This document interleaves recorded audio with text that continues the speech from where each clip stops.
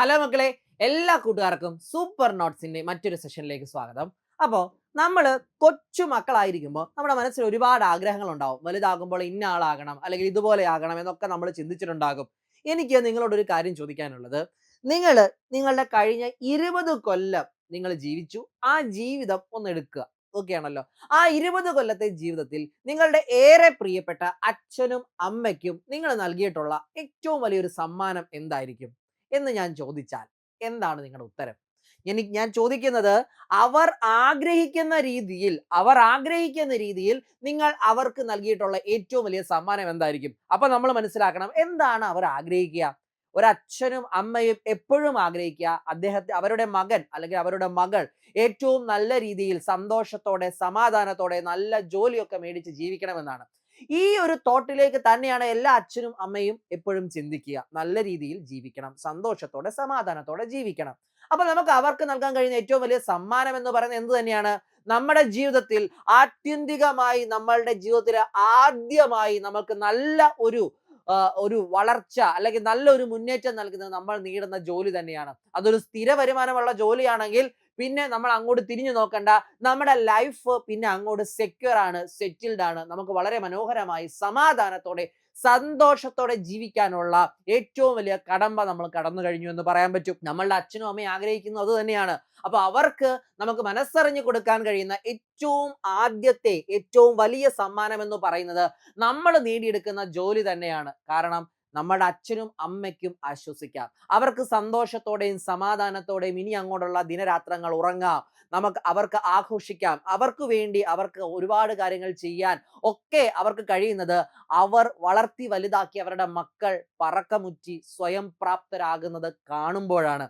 അപ്പൊ അതിലേക്ക് നമ്മളെ നയിക്കുന്നത് ജോലി തന്നെയാണ്. അപ്പം ഈ ജോലിയെ പറ്റി പറയുമ്പോൾ എനിക്ക് നിങ്ങളോട് ചോദിക്കാനുള്ളത്, നിങ്ങൾ നിങ്ങളുടെ ആ സ്ഥിര വരുമാനമുള്ള ജോലി അല്ലെങ്കിൽ നിങ്ങൾ ആഗ്രഹിക്കുന്ന ആ ജോലി നേടാൻ വേണ്ടി നാളിതുവരെ എന്തൊക്കെ ചെയ്തിട്ടുണ്ടോ എന്നുള്ളതാണ്. നിങ്ങൾ ഒരുപാട് കാര്യങ്ങൾ ചെയ്തിട്ടുണ്ട്. നമ്മൾ വിദ്യാഭ്യാസം നേടുന്നു അല്ലെ? നമ്മൾ എന്താണ് ചെയ്തത്? ചെറുപ്പത്തിലെ LKG മുതൽ ഇങ്ങ് പഠിച്ച് +1 +2 ഡിഗ്രി, PG, അതുപോലെ ഒരുപാട് ക്വാളിഫിക്കേഷൻസും ഡിഗ്രികളും നമ്മൾ നേടുന്നു. അതെല്ലാം നമ്മൾ എന്താണ് ഫൈനലി നമ്മൾ എന്ത് ജോലിയാണ് ചെയ്യുന്നത് എന്നതിൽ നമ്മളെ കൊണ്ട് എത്തിക്കുന്നു. നമ്മൾ വിദ്യാഭ്യാസം നേടി അറിവിനോടൊപ്പം ഒരു സ്ഥിര വരുമാനമുള്ള സമൂഹത്തിൽ സസ്റ്റൈനബിൾ ആയിട്ട് ജീവിക്കാൻ വേണ്ടി ഒരു ജോലി കൂടി ആർജിക്കുക എന്ന ലക്ഷ്യത്തോടെ തന്നെയാണ് നമ്മൾ ആ എഡ്യൂക്കേഷൻ മുമ്പോട്ട് കൊണ്ടുപോകുന്നത്. ഓക്കെ, അപ്പം ആ ഒരു ലക്ഷ്യം നിങ്ങൾ നേടാൻ വേണ്ടി നാളിതുവരെ നിങ്ങൾ എന്തൊക്കെ ചെയ്തിട്ടുണ്ട് എന്ന് ഞാൻ ചോദിച്ചു. അതെന്തൊക്കെയാണ് നിങ്ങൾക്ക് അറിയാം. നിങ്ങൾ ചെയ്തിട്ട കാര്യം മാത്രം നിങ്ങൾ ചിന്തിക്കുക.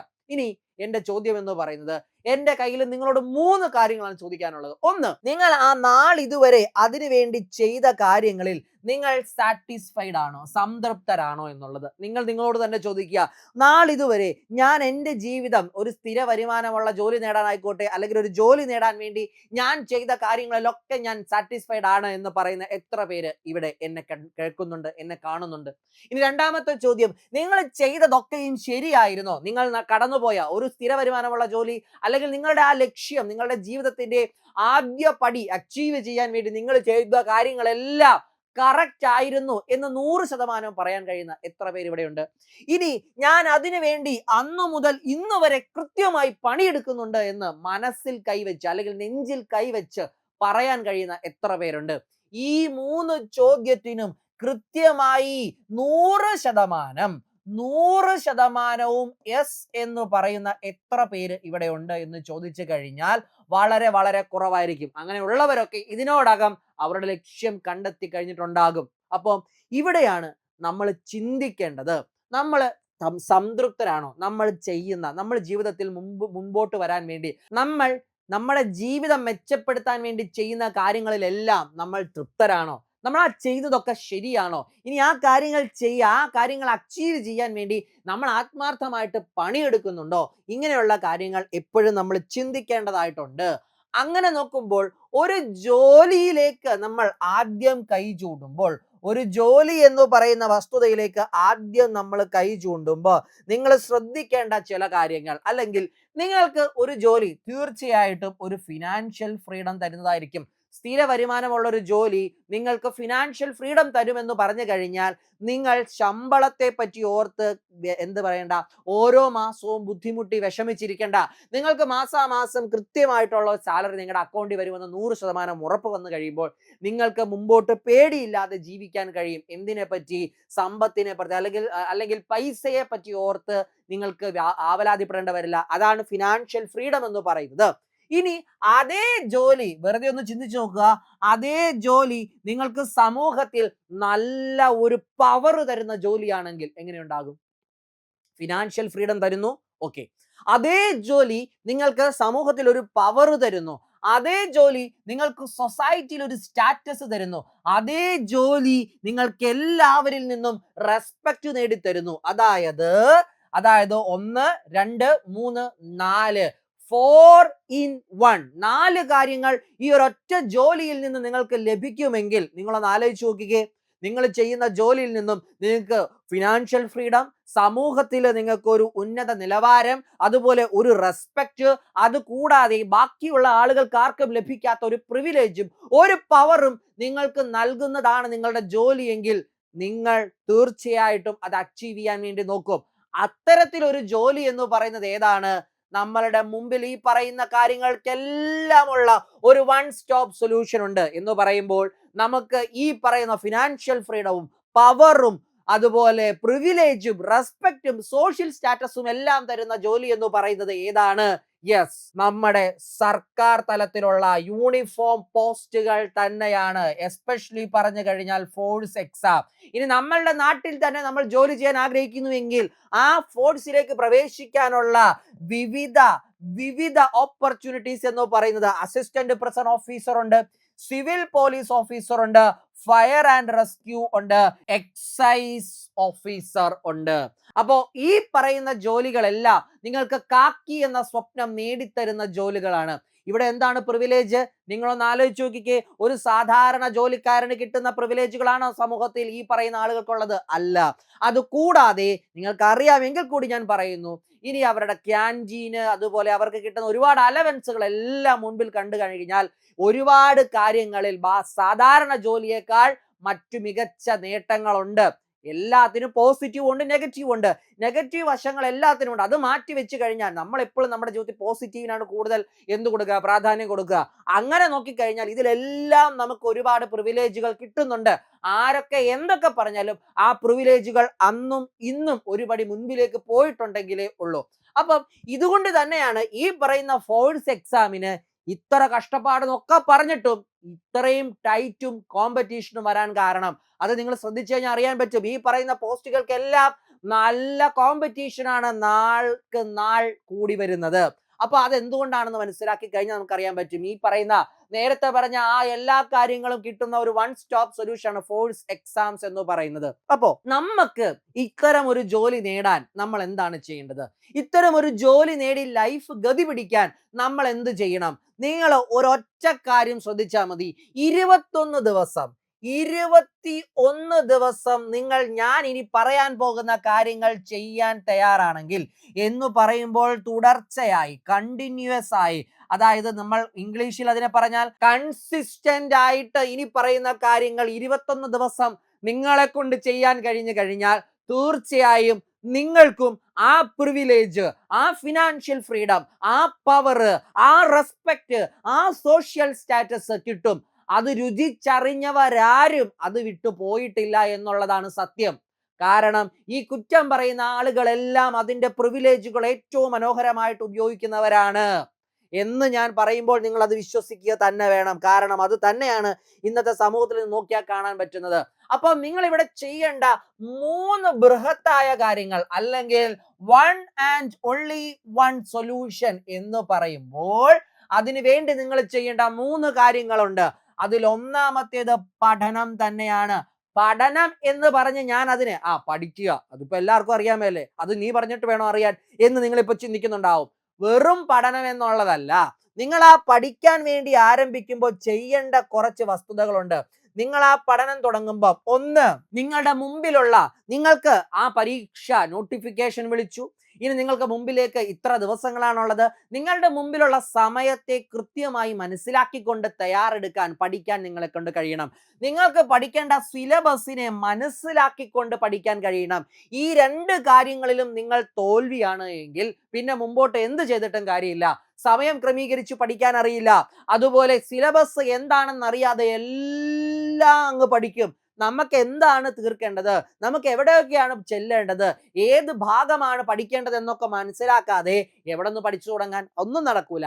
ഇനി മറ്റൊരു കാര്യം, സ്ട്രോങ് ആൻഡ് വീക്ക് ഏരിയാസ്. എടാ, ഞാൻ സ്ട്രോങ് ആയിട്ടിരിക്കുന്ന ഏരിയ നിങ്ങൾ സ്ട്രോങ് ആവണമെന്നില്ല.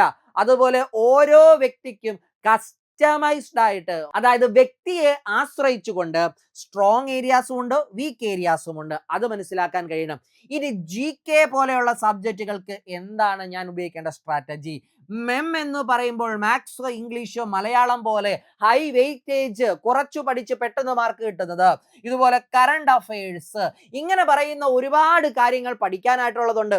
ഇതിൽ ഏതാണ് ഞാൻ കൂടുതൽ ഫോക്കസ് കൊടുക്കേണ്ടത്?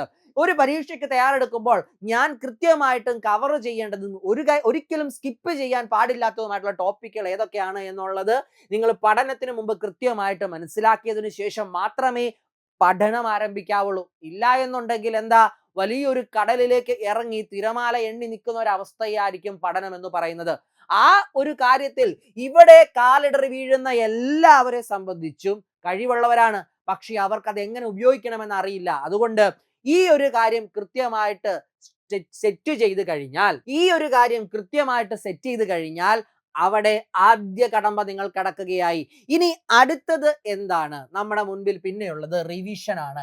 എടാ, ഈ റിവിഷൻ എന്ന് പറയുമ്പോൾ ഈ പറയുന്ന മത്സര പരീക്ഷയ്ക്ക്, ഒരു ഫോഴ്സ് എക്സാമിന് IQ അല്ല നോക്കുന്നത്.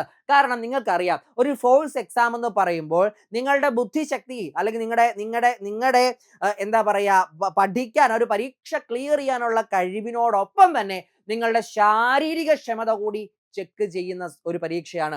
അപ്പൊ ഇവിടെ രണ്ട് കാര്യങ്ങൾ, നിങ്ങൾ എന്താ IQ മാത്രം വെച്ചുകൊണ്ട് ഇവിടെ കാര്യങ്ങൾ നടക്കില്ല. ഇവിടെ ആദ്യം വേണ്ടത് എന്താണ്? ബേസിക് ആയിട്ട് പറഞ്ഞാൽ നിങ്ങൾക്ക് ഫാക്റ്റുകൾ ഓർത്തു വെക്കാനുള്ള കഴിവ്, അത് എപ്പോഴും നിങ്ങളെ മുന്നോട്ട് നയിക്കും. ഇനി രണ്ടാമത്തതുള്ളതെന്ന് വെച്ച് കഴിഞ്ഞാൽ, നിങ്ങൾ എങ്ങനെയാണ് ആ പഠിച്ച കാര്യങ്ങളെ റിപ്പീറ്റ് ചെയ്ത് വീണ്ടും വീണ്ടും ഉറപ്പിക്കുന്നത്? പരീക്ഷ എഴുതിയിട്ടുള്ളവരുണ്ടെങ്കിൽ നിങ്ങൾക്ക് അത് റിലേറ്റ് ചെയ്യാൻ പറ്റും. നിങ്ങൾ പഠിച്ച ഒരുപാട് കാര്യങ്ങൾ നിങ്ങൾ പരീക്ഷയ്ക്ക് കണ്ടിട്ടുണ്ടാവും, പക്ഷേ ഉത്തരത്തിലേക്ക് വരുമ്പോൾ ഒരു കൺഫ്യൂഷൻ അടിക്കും. ഏതാണ് ശരി ഉത്തരം നിങ്ങൾക്കറിയാം, പക്ഷെ എന്തോ ഒരു കാര്യം അവിടെ മിസ്സിംഗ് ആയി പോയിട്ട് ഒന്നുകിൽ തെറ്റും അല്ലെങ്കിൽ ആൻസർ ചെയ്യാൻ കഴിയാത്ത ഒരു അവസ്ഥയിലേക്ക് എത്തും. അപ്പൊ ഇവിടെ എന്താണ് പാകപ്പിഴ വന്നത്?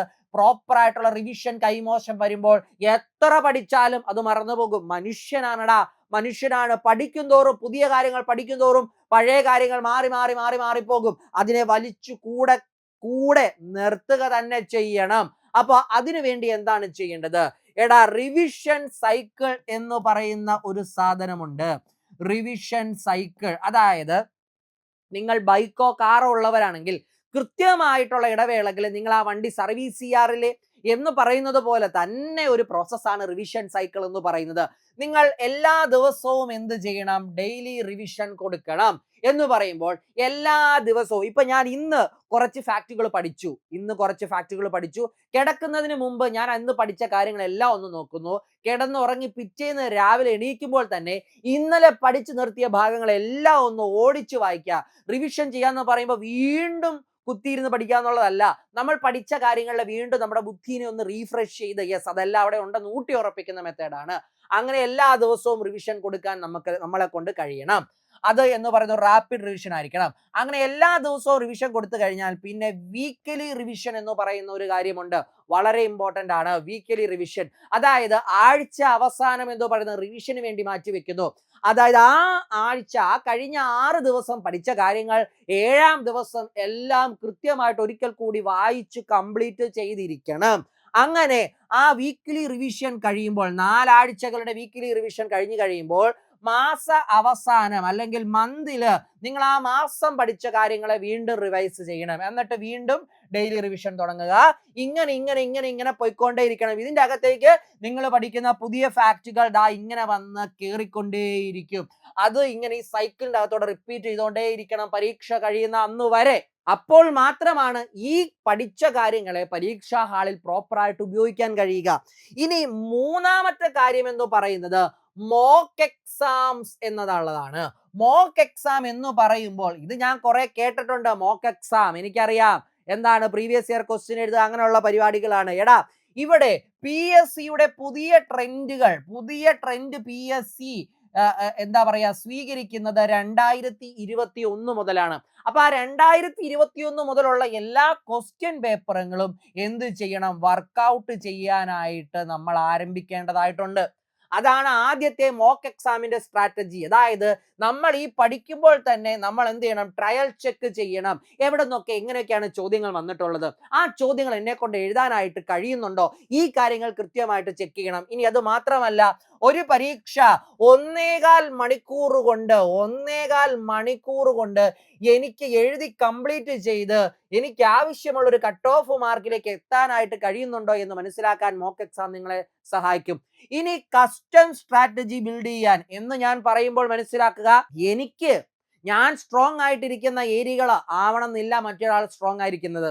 ഞാൻ മനോഹരമായിട്ട് പഠിക്കുന്ന, ഞാൻ സ്ട്രോങ് ആയിട്ടുള്ള ഏരിയകളെല്ലാം എൻ്റെ കയ്യിൽ ഭദ്രമാണെന്ന് ഉറപ്പിക്കാൻ നമുക്ക് എന്ത് വേണം, കസ്റ്റം സ്ട്രാറ്റജി വേണം. ആ കസ്റ്റം സ്ട്രാറ്റജി നമുക്ക് കിട്ടുന്നത് ഈ മോക്ക് എക്സാമുകളിലൂടെയാണ്. ഇനി മെന്റൽ കൺട്രോൾ നിങ്ങൾക്ക് എല്ലാവർക്കും അറിയാം. ഏറ്റവും നന്നായിട്ട് പഠിക്കുന്ന ഒരുപാട് ആളുകൾ വളരെ വൈകിയാണ് ലിസ്റ്റിലേക്ക് കയറുന്നതായിട്ട് നമ്മൾ കാണുന്നത്. കാരണം ഒരു റാങ്ക് ലിസ്റ്റിലേക്ക് വരുന്നത് എന്തുകൊണ്ടാണ്, ആ പരീക്ഷ എഴുതുമ്പോൾ അവർ കടന്നു പോകുന്ന സ്ട്രെസ്, പ്രഷർ, പാനിക് സിറ്റുവേഷൻസ്, ഇതെല്ലാം കൈകാര്യം ചെയ്യാൻ കൂടെ പഠിച്ചെങ്കിൽ മാത്രമാണ് ഈ പറയുന്ന പഠിച്ച കാര്യങ്ങളെല്ലാം മനോഹരമായിട്ട് 1.25 മണിക്കൂർ കൊണ്ട് ഉപയോഗിച്ച് നമുക്ക് റാങ്ക് ലിസ്റ്റിൽ മുന്നോട്ട് എത്താൻ കഴിയുകയുള്ളൂ. കാരണം ഇത് ഒരു കുരുക്ഷേത്രമാണ് എന്ന് പറയുമ്പോൾ ഒരു യുദ്ധക്കളമാണ്. ആ യുദ്ധക്കളത്തിൽ യുദ്ധം ചെയ്യാനുള്ള കഴിവുണ്ടായിട്ട് മാത്രമേ കാര്യമുള്ളൂ എന്ന് പറയുമ്പോൾ മെന്റലി പ്രോപ്പറായിട്ട് പ്രിപ്പയർ ചെയ്യാൻ കഴിയണം. കാരണം എനിക്ക് എല്ലാ അടവുകളും അറിയാം, എല്ലാ ഉപകരണങ്ങളും ഉപയോഗിക്കാൻ അറിയാം, ആയുധങ്ങൾ ഉപയോഗിക്കാൻ അറിയാം എന്ന് പറഞ്ഞിട്ട് കാര്യമില്ല. അത് ഒരു യുദ്ധക്കളത്തിൽ ഉപയോഗിക്കാൻ കഴിയുമ്പോഴാണ് നിങ്ങൾ നിങ്ങളുടെ കഴിവ് തെളിയിക്കുന്നത്. ആ കാര്യങ്ങളെല്ലാം ചെയ്യാൻ മോക്ക് എക്സാം സഹായിക്കും. അതുകൊണ്ടാണ് ബേസിക്കലി പറയുന്നത് പ്രാക്ടീസ് നിങ്ങളെ പെർഫെക്റ്റ് ആക്കും. ഈ പറയുന്ന മോക്ക് എക്സാം നിങ്ങളെ കൊണ്ട് ചെയ്യാൻ കഴിഞ്ഞു കഴിഞ്ഞാൽ പിന്നെ അവിടെയും നിങ്ങൾ ക്ലിയർ ആയി. അപ്പൊ ഇനി ഒന്ന് ചിന്തിച്ചു നോക്കിക്കേ, പഠനം കറക്റ്റായി, റിവിഷൻ കറക്റ്റായി, മോക്ക് എക്സാം കറക്റ്റായി എന്ന് പറഞ്ഞാൽ പ്രാക്ടീസ് കറക്റ്റായി. ഇനി നിങ്ങളെ തോൽപ്പിക്കാൻ ആർക്കെങ്കിലും പറ്റുമോ? ഒരിക്കലുമില്ല. ഈ ഓരോ പറയുന്ന 3 കാര്യങ്ങളിനകത്തും മറ്റൊരുപാട് കാര്യങ്ങൾ ഇൻവോൾവ് ആണ്. ഇനി ഈ 3 കാര്യങ്ങളിൽ തോൽക്കുന്ന ഒരാളാണ് എന്ത് സംഭവിക്കുക, പിന്നോട്ട് പോകുന്നത്. അപ്പൊ നിങ്ങൾക്ക് ഇപ്പൊ തോന്നുകയാണ് നിങ്ങൾക്ക് ഒറ്റയ്ക്ക് ഇതെല്ലാം കൂടെ കൺസിസ്റ്റന്റ് ആയിട്ട് ചെയ്യാൻ കഴിയുന്നില്ല. അതായത് സ്ഥിരതയോടെ തുടർച്ചയായി വ്യക്തമായിട്ട് ചെയ്യാനായിട്ട് കഴിയുന്നില്ല. എനിക്ക് എന്ത് വേണം, ഒരാള് ടച്ചിനിരുന്ന് എന്നെ പുഷ് ചെയ്യാനും എന്നെ ഗൈഡ് ചെയ്യാനും എന്നെ മുമ്പോട്ട് നയിക്കാനും എനിക്ക് ആവശ്യമായിട്ടുള്ളതുണ്ട്. നിങ്ങൾ അങ്ങനെ ചെയ്ത് കാണും. ഇതിനു മുമ്പ് കമ്പൈൻ സ്റ്റഡിക്ക് പോയിട്ടുണ്ടാവില്ലേ? എന്താണ് സംഭവിച്ചിട്ടുണ്ടാവുക, ആദ്യത്തെ 1 മുതൽ 3 മാസം വരെ നന്നായിട്ട് പോകും. പിന്നെ കഴിയുമ്പോൾ ആരെങ്കിലും ഒക്കെ ഉഴപ്പും, അത് ചുറ്റും പടരും. നിങ്ങൾ മനസ്സിലാക്കുക, നിങ്ങളുടെ ലക്ഷ്യത്തിന് ചുറ്റും നിൽക്കുന്ന ആളുകളുടെ ആകത്തുകയാണ് നിങ്ങളുടെ ആറ്റിറ്റ്യൂഡ് എന്ന് പറയുന്നതും. അപ്പോൾ എപ്പോഴും നമുക്ക് ഒരു ഗ്രൂപ്പ് കമ്പൈൻ സ്റ്റഡിക്ക് വന്നിരിക്കുമ്പോൾ അത് കറക്റ്റ് അല്ല എങ്കിൽ നമ്മുടെ ആവശ്യം അവിടെ നിറവേറില്ല. കാരണം നിങ്ങളുടെ സ്വപ്നത്തെ ഏറ്റവും മനോഹരമായി മനസ്സിലാക്കിക്കൊണ്ട് അതിനുവേണ്ടി പുഷ് തരാൻ നിങ്ങൾ എവിടെയെങ്കിലും ഒന്ന് പിന്നിലാകുമ്പോൾ നിങ്ങൾ ചില ദിവസങ്ങളിൽ 100% ഇൻപുട്ട് കൊടുക്കും, ചില ദിവസം 10% കൊടുക്കുള്ളൂ. അപ്പൊ ആ 90% നിങ്ങളെ ഇടാൻ വേണ്ടി പുഷ് ചെയ്യാൻ ഒരു എക്സ്റ്റേണൽ ഫോഴ്സ് അല്ലെങ്കിൽ ഒരു മുമ്പോട്ട് നയിക്കുന്ന ഒരു ശക്തി ഉണ്ട് എങ്കിൽ, ഒരു ബെസ്റ്റ് കമ്പാനിയൻ ഉണ്ട് എങ്കിൽ നിങ്ങൾ ഒരു കാരണവശാലും ഉഴപ്പില്ല. കാരണം നിങ്ങളുടെ ഉള്ളിൽ നിങ്ങളെ മുമ്പോട്ട് നയിക്കുന്ന ഒരു ശക്തി ഉണ്ട് എങ്കിൽ നിങ്ങൾ ഏതൊരു കാര്യവും അച്ചീവ് ചെയ്യും. അങ്ങനെ നിങ്ങളെ മുൻപോട്ട് നയിക്കാൻ കഴിയുന്ന കെൽപ്പുള്ള ഒരു കാര്യമാണ് ഇനി എനിക്ക് നിങ്ങളോട് പറയാനുള്ളത്. അത് ശരിയാക്കി തരാൻ, അതായത് നിങ്ങളുടെ സ്വപ്നത്തിലേക്ക് നിങ്ങളെ കൃത്യമായിട്ട് ഗൈഡ് ചെയ്ത് അത് നിങ്ങൾ നേടിയെടുക്കുന്നത് വരെ, നിങ്ങൾ ആ തൊപ്പി തലയിൽ അണിയുന്ന ദിവസം വരെ നിങ്ങളുടെ കൂടെ കട്ടയ്ക്ക് നിൽക്കാൻ ഒരു എക്സ്പേർട്ട് ഉണ്ട് എങ്കിൽ ജസ്റ്റ് ഒന്ന് ആലോചിച്ച് നോക്കിക്ക് എങ്ങനെ ഉണ്ടാകും. അത് തന്നെയാണ് ആ ഒരു ലക്ഷ്യം തന്നെയാണ് ഗോൾഡ് ബാച്ചിലൂടെ നമ്മുടെ സ്വന്തം ജോബിൻ സാർ നിങ്ങൾക്കായി നൽകുന്നത്. കാരണം അദ്ദേഹം എഴുതിയ ഈ പറയുന്ന CPO SI എക്സാമുകളുടെ എക്സ്പീരിയൻസും അദ്ദേഹം എഴുതി ക്രാക്ക് ചെയ്ത സ്ട്രാറ്റജികളും അത് പുതിയ എക്സാമുകളുടെയാണ് കേട്ടോ. പുതിയ എക്സാമുകളുടെ സ്ട്രാറ്റജികളും എങ്ങനെ പ്രിപ്പയർ ചെയ്യണം, എങ്ങനെ ഒരു ഫോഴ്സ് എക്സാമിന് വേണ്ടി പ്രിപ്പയർ ചെയ്യണം, എന്തു പഠിക്കണം, എന്തു പഠിക്കണ്ട, ഈ പറയുന്ന അദ്ദേഹത്തിന്റെ എക്സ്പീരിയൻസും അദ്ദേഹത്തിന്റെ എക്സ്പെർട്ടൈസും ഉപയോഗിച്ചുകൊണ്ട് നിങ്ങൾക്ക് വേണ്ടി 1-to-1 മെന്റർ ആയിട്ട് വരികയാണ്. ഇതാണ് നിങ്ങൾ ശ്രദ്ധിക്കേണ്ട കാര്യം. 1-to-1 mentor. അതുകൊണ്ട് തന്നെയാണ് ആ പേര് ഗോൾഡ് ബാച്ച് എന്നിട്ടിരിക്കുന്നത്. ഗോൾഡിന് എന്താണ് പ്രത്യേകത? അതിനത്രമേൽ വിലയുണ്ട്. അത് പ്രീമിയമാണ്. അവിടെ കിട്ടുന്ന കെയറും അവിടെ കിട്ടുന്ന സപ്പോർട്ടും പ്രീമിയമാണ്. അതുകൊണ്ട് മനസ്സിലാക്കുക, വെറും ഒരു ആഗ്രഹം കൊണ്ട് ആരും ഇതിലേക്ക് കടന്നു വരണ്ട. കാരണം ആഗ്രഹം കൊണ്ട് കടന്നു വരുന്നവർക്ക് ഇത് പറ്റൂല. കാരണം നിങ്ങൾക്ക് അതിയായ മോഹം വേണം. എനിക്ക് ഇതില്ലാതെ മുമ്പോട്ട് സർവൈവ് ചെയ്യാൻ പറ്റില്ല, ഇതെനിക്ക് വേണം, അതിനുവേണ്ടി ഞാൻ എന്തിനു വേണ്ടിയും തയ്യാറാണ് സർ, എന്തിനും തയ്യാറാണ് എന്ന് പറഞ്ഞ് കട്ടയ്ക്ക് റെഡി ആയിട്ടുള്ളവര് മാത്രം ഇതിൻ്റെ അകത്തേക്ക് വന്നാൽ മതി. കാരണം ഇവിടെ മടി എന്നൊരു പറയുന്ന സാധനമില്ല. നിങ്ങളെ കൊണ്ട് പണി എടുപ്പിക്കും എന്ന് പറഞ്ഞാൽ എടുപ്പിച്ചിരിക്കും. ഒരാൾ പോലും ഇതിൻ്റെ അകത്ത് ജോയിൻ ചെയ്ത് കഴിഞ്ഞാൽ റെഡിയാവും എന്ന ചിന്തയോട് വരണ്ട. ജോയിൻ ചെയ്ത് ഓരോ ദിവസവും നിങ്ങൾക്ക് കസ്റ്റമൈസ്ഡ് ആയിട്ടുള്ള പ്ലാൻ തരും. കസ്റ്റമൈസ്ഡ് ആയിട്ട് നിങ്ങൾക്ക് 1-to-1 മെന്റർഷിപ്പും നിങ്ങളുടെ ആവശ്യത്തിനും നിങ്ങളുടെ സമയം സൗകര്യത്തിനനുസരിച്ചൊരു കെയർ ഇവിടെ കിട്ടും. ആ കെയർ ഉപയോഗിച്ചുകൊണ്ട് മനോഹരമായി പഠിക്കാൻ നിങ്ങളെ കൊണ്ട് കഴിയണം. അത് കൃത്യമായിട്ട് ചെക്ക് ചെയ്യും. ഒരു ദിവസം പോലും ഇടവേള ഇല്ലാണ്ട് എല്ലാ ദിവസവും മോണിറ്റർ ചെയ്യപ്പെടും. നിങ്ങളെ എവിടെയെങ്കിലും ഒരു ഉഴപ്പ് കാണിച്ചു കഴിഞ്ഞാൽ അതിൽ നിന്ന് പിന്നോട്ട് പോകാതെ മുന്നോട്ട്, അത് ആ പറയുന്ന പ്രതിബന്ധങ്ങളെയെല്ലാം എവിടെയെങ്കിലും ഒരു ഉഴപ്പ് കാണിച്ചാൽ ആ ഉഴപ്പൊക്കെ തുടച്ചു നീക്കിക്കൊണ്ട് കൃത്യമായിട്ട് ലക്ഷ്യത്തിലേക്ക് വേണ്ടി ഓരോ ചുവടുകളും ഉറപ്പോടെ വെക്കുന്നതായിരിക്കും ഗോൾഡ് ബാച്ച് എന്ന് പറയുന്നത്. അതുകൊണ്ട് നിങ്ങൾക്ക് ധൈര്യമായിട്ട് നിങ്ങൾ ഇനി മുമ്പോട്ട് വരുന്ന അവസരങ്ങളെല്ലാം ഉപയോഗിച്ച് നിങ്ങൾക്ക് ആ ഫോഴ്സ് എക്സാം, ആ പറയുന്ന CPOയോ WCPOയോ ഫയർഫോഴ്സോ എക്സൈസോ അസിസ്റ്റന്റ് പ്രസന്റ് ഓഫീസറോ ഏതാണോ നിങ്ങൾ ആഗ്രഹിക്കുന്നത് അത് നിങ്ങൾക്ക് കട്ടക്ക് നേടിയെടുത്ത് തരാൻ ജോബിൻ സാർ ഗോൾഡൻ ബാച്ചുമായിട്ട് വരികയാണ്. ഫോഴ്സ് ലെവൽ എക്സാമിന് വേണ്ടി മാത്രം ധൈര്യമായിട്ട് നിങ്ങൾക്ക് ജോയിൻ ചെയ്യാം. കാരണം നിങ്ങളുടെ ആഗ്രഹത്തെ ഏറ്റവും മനോഹരമായി ഉൾക്കൊള്ളുന്ന ആളുകൾ തന്നെയാണ് നിങ്ങളെ ഗൈഡ് ചെയ്യാൻ വരുന്നത്. അതുകൊണ്ട് ഇന്ന് ഇവിടെ വെച്ച് തീരുമാനിക്കാം എന്തു വേണമെന്നുള്ളത്.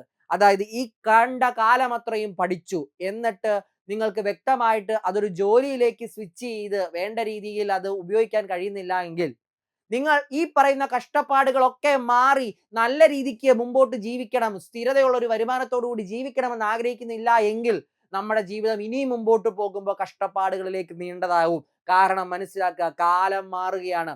അതിനനുസരിച്ച് നമ്മൾ നമ്മുടെ പ്ലാനുകൾ, സ്ട്രാറ്റജികൾ മെനയണം. അതിനു വേണ്ടിയുള്ള ആദ്യ പടി എന്ന് പറയുന്നത് ഏറ്റവും മനോഹരമായിട്ടൊരു സ്ഥിര വരുമാനം നേടുക എന്നുള്ളതാണ്. ആ ഒരു ലക്ഷ്യം നേടിയെടുത്ത് നിങ്ങളെ സഹായിക്കാൻ വേണ്ടി ഗോൾഡൻ ബാച്ച് എന്നും എപ്പോഴും നിങ്ങളുടെ കൂടെ ഉണ്ടാകും. ലക്ഷ്യം നേടുന്നവരെ റാങ്ക് ലിസ്റ്റിൽ എവിടെയെങ്കിലും അല്ല, ജോലി ഉറപ്പിക്കാൻ കഴിയുന്ന ഒരു പൊസിഷനിൽ കയറ്റി, ജോലി കിട്ടി, അഡ്വൈസ് മെമ്മോ കയ്യിൽ വന്ന് നിങ്ങളുടെ പാസിംഗ് ഔട്ട് വരെ നിങ്ങളുടെ ഒപ്പം ഈ ബാച്ച് ഉണ്ടാകും. അതുകൊണ്ട് ധൈര്യമായിട്ട് ജോയിൻ ചെയ്തോ. തീരുമാനിച്ചുറപ്പിച്ചതിന് ശേഷം മാത്രം കച്ചമുറുക്കി മുമ്പോട്ട് വരിക എന്ന് പറയുന്നു. നിങ്ങളുടെ കൂടെ എന്നും കട്ടയ്ക്ക് സൂപ്പർ നോട്ട്സ് ഉണ്ടാകും എന്ന് പറഞ്ഞുകൊണ്ട് നമുക്ക് വീണ്ടും കാണാം. വീണ്ടും കാണുവരേക്കും ടേക്ക് കെയർ, ബൈ ബൈ.